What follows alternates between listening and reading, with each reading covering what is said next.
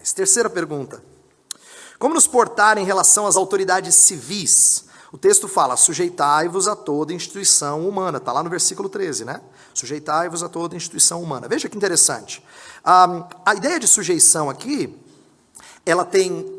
Eu me coloco de baixo, mas ele chama de instituição humana. Ele promove um equilíbrio muito interessante. O equilíbrio é, eu sou submisso, mas ela não tem autoridade divina. Ela é uma instituição humana, tá? Aplicando isso de maneira bem simples, a nossa postura tem que estar aquém de devoção ao Estado, mas vai além de mero respeito. Perceba os dois erros que eu acabei de colocar. Alguns parecem devotos do Estado, não importa quem esteja no poder. Eles dizem, agora a coisa vai, não é? E é claro que isso não combina com a linguagem de instituição humana que não tem o poder divino. Mas, quando ele fala sujeitai-vos e a ideia de obediência, vai além do que só eu respeito. Sou contra, mas eu respeito. Isso é pouco, é pobre. É até meio metido, nariz empinado. Eu respeito, porque tem que respeitar cristão, manter, né, procedimento. É mais do que isso ele está dizendo. Envolve uma sujeição. O cristianismo, é verdade, ele é contracultural, porque ele é peregrino e forasteiro, mas ele não é incendiário, entendeu? Ele não é assim, anárquico. Não, é o contrário. Ele se coloca debaixo dos poderes constituídos. Cidadania no reino de Deus não dava aos eleitores de Pedro o direito de desprezar as autoridades romanas. Eles deveriam se portar de tal forma que tais acusações fossem infundadas. Entenda por que isso é significativo. Pedro está escrevendo como quem experimentou as injustiças de Herodes, está lá no livro de Atos, e ele está escrevendo na época que o imperador romano se chama Nero. Já ouviu falar do cara? Esse era o imperador romano dos dias que essa carta está sendo escrita. Talvez você pode alegar assim, mas Nero, durante a escrita da carta, não fosse tão mal quanto ele foi no final. É verdade, Nero piorou e oprimiu os cristãos de forma mais intensa no final do seu reinado, antes da sua morte. Mas ainda assim, quem é que vai ler essa carta? Quem vai experimentar Nero no seu pior? E ele diz, sujeitai-vos a toda a instituição humana. Aí você fala, mas Nero, cara, Nero não. Sabe de onde ele está escrevendo? Ele chama de Babilônia. Está lá no capítulo 5, verso 13 da primeira carta. É codinome para Roma. Babilônia não existia mais, a cidade deixou de existir depois que ela foi destruída. Mas ele queria dizer, eu estou no antro, no centro da oposição ao reino de Deus. Ele está em Roma. E ele está escrevendo assim, sujeitai-vos a toda a instituição humana. Pensa no cara que ouvia a rádio peão e as bagunças que aconteciam no reinado de Nero. Ele devia ouvir todas.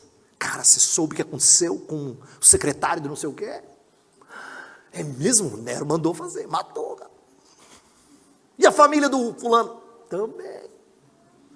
Sujeitai-vos a toda a instituição. Não, Pedro, você já morou em Roma, Pedro?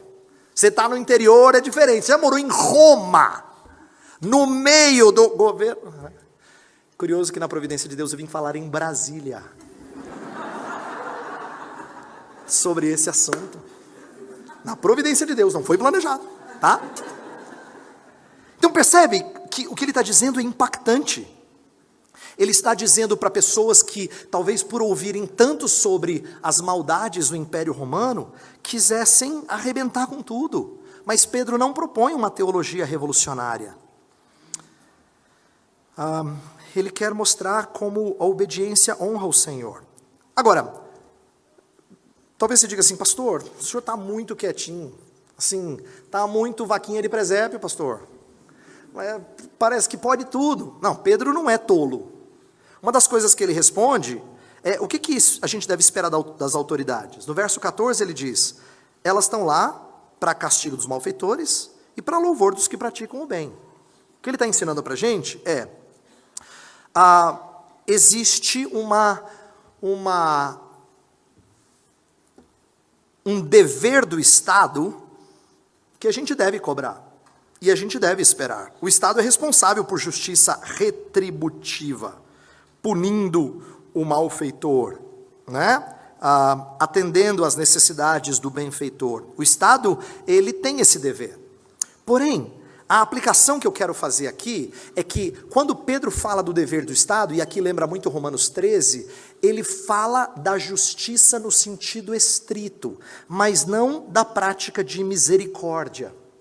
Ele não fala assim, precisa ajudar os necessitados. No Novo Testamento, essa é uma linguagem muito mais próxima do socorro praticado pela comunidade da fé, pela igreja, não de função estatal.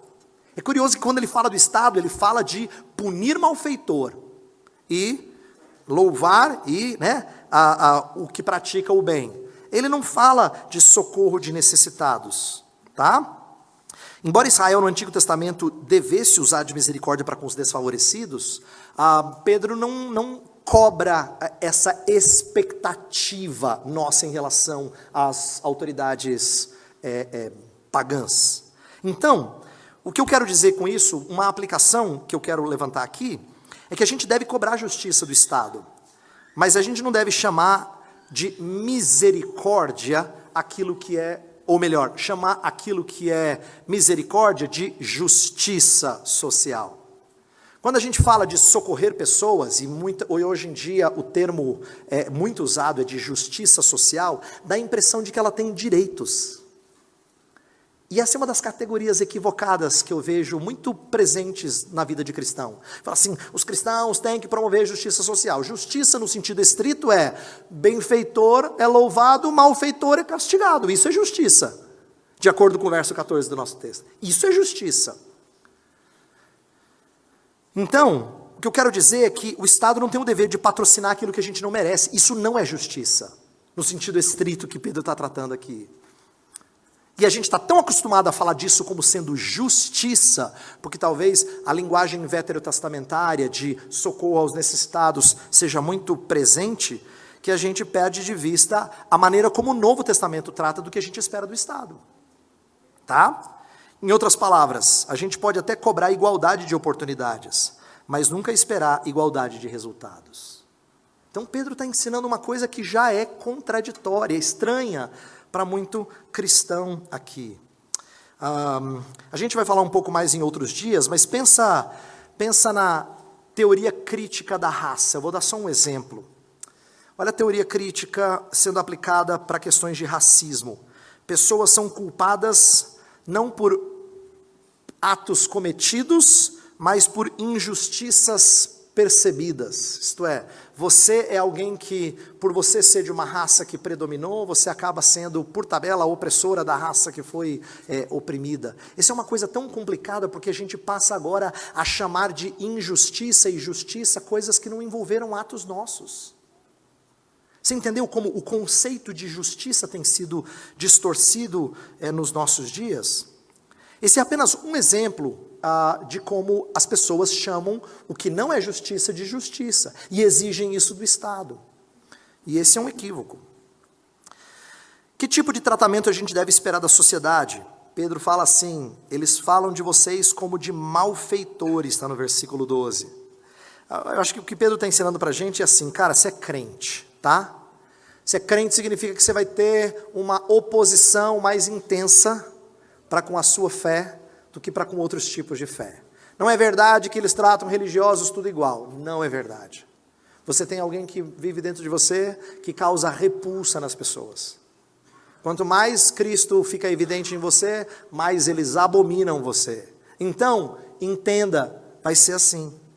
É como se ele estivesse preparando eles. Tanto é que várias vezes na carta ele fala, não estranhe o sofrimento. É isso mesmo. Vida cristã envolve isso. Mas qual é a nossa reação diante disso? Ele fala, mantendo exemplar o vosso procedimento.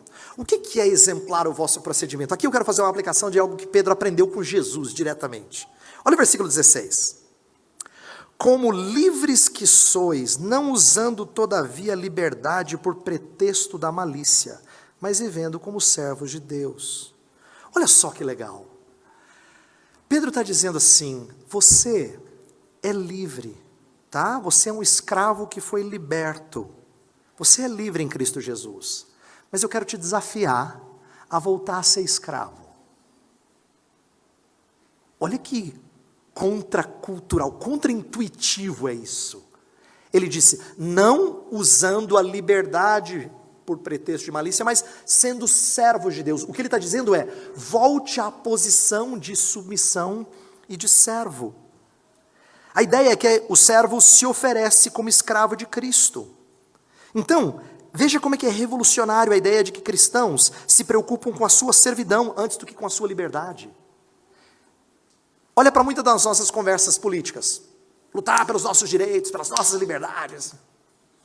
Pedro está dizendo assim, aprenda a servir, você é que nem um escravo. Você é livre em Cristo Jesus? É. Mas use dessa liberdade para serviço. Eu acho isso extraordinário, porque era isso que Jesus tinha ensinado para Pedro lá, quando ele falou assim, filho é cobrado o imposto do rei? Não, mas vamos fazer o seguinte, vamos pagar? Ele está abrindo mão da liberdade dele. Agora Pedro está ensinando a mesma coisa. Ele está dizendo que o espírito desse mundo é de exigir direitos, mas Pedro não vai ser assim. Esse mundo fala muito de direitos e não fala tanto de responsabilidades, não é? Mas a nossa liberdade não é para a gente fazer o que a gente quer, é para fazer o que o Senhor quer. Então eu me coloco de novo em escravidão, em submissão ao Senhor. Isso molda a maneira como a gente entende aqui. Você percebe? Sabe quando você fica mais irado? É quando você vê as suas liberdades de um cidadão serem tiradas.